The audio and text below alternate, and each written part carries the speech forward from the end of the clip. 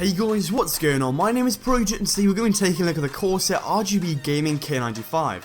I just want to point out this is also a review for the Corsair K70 because the only difference between them is the extra 18 macro keys on the left side. So in this video I'll be unboxing it, taking a look at its features and also giving my overall impressions of it, as well as how it's been holding up over the past few months. Now the only difference between this and some of the other models is that it doesn't have the Corsair Gaming tram stamp logo and RGB lighting. I'll also say why I went with this over the Razer Black Widow and why I chose the ProtoAMP brown version. Anyway, a lot to cover, so sit back and enjoy. So getting into the unboxing, notice that the box itself is covered in massive amounts of branding, but I will tell you some useful things about the keyboard, such as what key switch it has. As mentioned, mine has ProtoAMP browns, and so opening the box you get quite simply the keyboard, a nice rubber textured wrist rest, and a warranty card. I just want to quickly point out that to connect this, you can either place it into a single USB 3.0 port or two USB 2.0 ports. So I've broken this up the same as all my other reviews, being ergonomics, build quality, key switches, design, features, software, and how to get the same type of keyboard for a lot less, and then a summary. So start with ergonomics and comfort. The keyboard feels really nice. Coming from the Razer Orb Weaver, it did feel a bit weird getting used to the slightly smaller keys, but it didn't take long. The keys are plastic, but they aren't half bad, and the wrist rest is what makes this feel so much better. It basically just slots into the bottom and is where the palms go.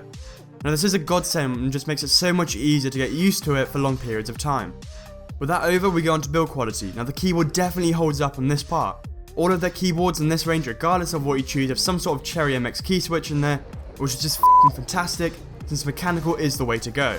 The frame of the keyboard is a brushed aluminium too, though if you've, like me, gone for the K95, the frame support and the 18 macro keys is plastic, but the rest is still aluminium. It's a bit of a shame that the whole thing isn't, but then again it doesn't bother me that much, and it's not that noticeable either. Now according to Corsair, the lights are protected from ESD, so there's less chance that they'll ever die on you from that. And then we've got the rubber wrist rest. As said, it is made from plastic and the top is rubber, which is soft and comfortable, but my gripe with it is that it easily attracts fingerprints, and if you've got sweaty palms, that'll show too. It's also got a nice braided cable, though I guess on premium products that's quite what we expect. In terms of build quality, I can't really criticise this, and this is in my opinion the best built keyboard around, at least on the market, and screams quality mostly because of its aluminium backplate and Cherry key switches. In case you're not familiar with the mechanical key switches, Cherry is a highly regarded German company and manufactures some of the highest quality switches you can ever get, and there are tons that Cherry offers. But on their RGB line, I think the only ones you can choose between are reds, browns, and blues are a little bit more difficult to find. Those are the three most popular ones at least. And whilst I can't talk about reds, I've heard that they're really easy to press in terms of actuation force, but don't give that satisfying click noise. Browns are like your all-purpose switch, they're quieter than blues, but louder than reds, but they do have that nice sound to confirm that you've pressed it. Also, unlike blues, they're much easier to double tap. And if you're streaming or something like that, I'd probably go with brown, but in terms of clicky switches, here's the difference between blues and browns.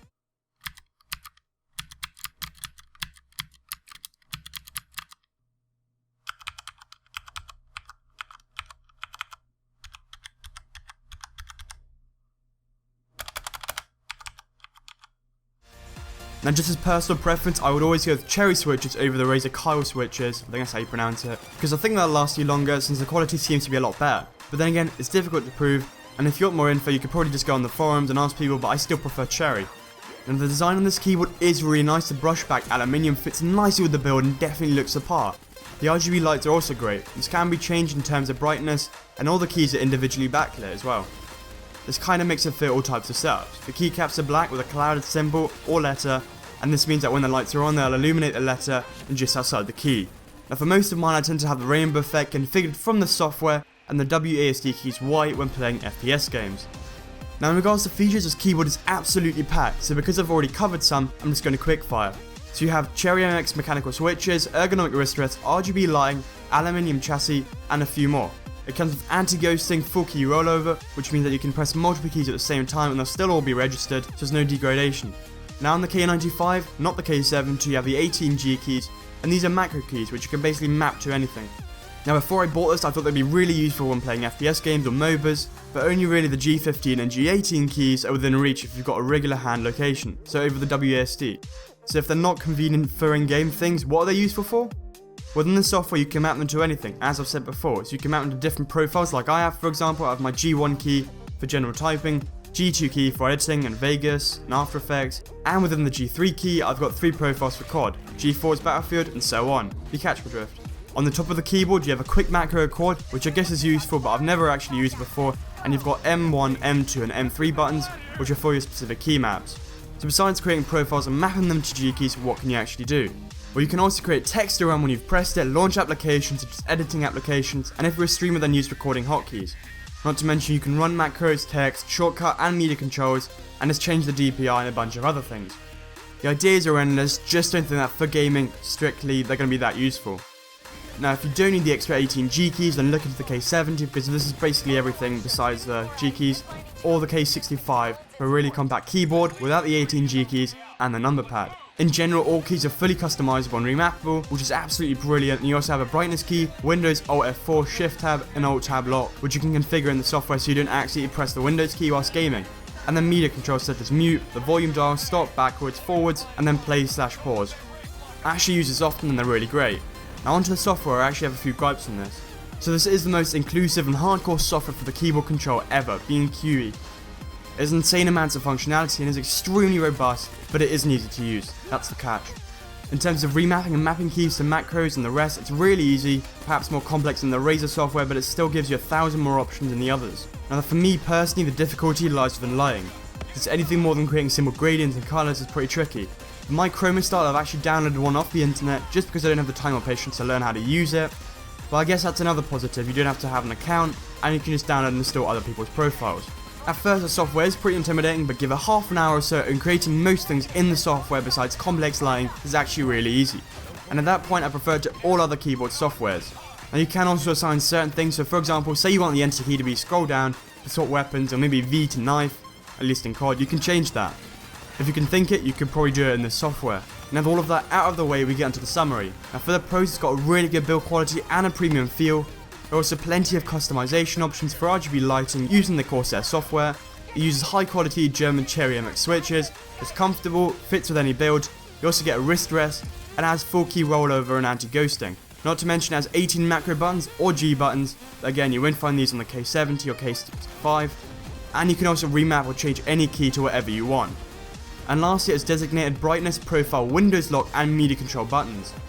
And now we get to the cons. So it is really expensive for picking this up new. You can save some money by going on the Corsair K70 or K65, which have less features to save some money though. But regardless, it is still a very expensive keyboard. Now the wrist rest also easily attracts sweat and fingerprints, which can be clean, but again, it's a bit annoying. The G keys aren't convenient in game if you're not playing MOBAs because they're not really well located. And lastly, the backplate for the G keys is plastic instead of the rest of the keyboard, which is aluminium. Now I'm going to go over why I chose this over some of the other keyboards, and I found good deals on both this and the Razer Black Widow, so I decided to check the difference between both of them. And Random Frank P actually has a guide comparing them, but in all honesty I found that if you're paying that much for a keyboard, having cherry not color switches is preferable, and no, I wouldn't call any of these brands optimized for gaming, that's just a gimmick. So what I mean by this is like a smaller actuation point will actually make a difference. And the Razer Black Widow's RGB lights are more colourful because the back is white and so the light bounces off easier. But I don't mind that on my Corsair one. Razer software is nice, but the whole frame is plastic compared to this having an aluminium backplate. But we'll say at the end of the day, it's your decision, but pick up whatever you feel gives you the most, and yeah. Now if you're looking for a keyboard like this, but you aren't lucky enough to have found it online cheaper, there are a few things you can do. Firstly, ask yourself whether you actually need macros or a number pad, and since the whole keyboard is remappable, and so the number pad can actually be like having macro keys on the side, I guess a lot of CSGO players use that, but for gaming, they're not that useful. Other thing is, you don't necessarily have to buy it new, since a lot of these are really good quality, you can find them online for a lot less, especially if you don't want to go with RGB lighting. And if you're going to have a keyboard like this but it's too expensive, basically just look for ones with decent mechanical switches. Rubber dome and membrane switches aren't bad, and I've certainly recommended them in the past, it's just mechanical is nice but not necessary. That said, if you're like me and you use a PC for around 5 hours a day, investing in something prestigious or luxury can be worthwhile. In general, mechanical keys won't make you a better gamer, and all of these features you have won't really make that much of a difference. But it's nice to have for many things such as program launching, remapping, and they're extremely comfortable and satisfying. It just makes the whole experience that much better. I don't regret buying this by any means, and chances are you won't either. Now anyway guys, this has been Proto, and if you like this video, do give it a thumbs up and tell me what you thought about it in the comments below, and what keyboard you have. Anyway, thanks for watching, this has been Proto, adios!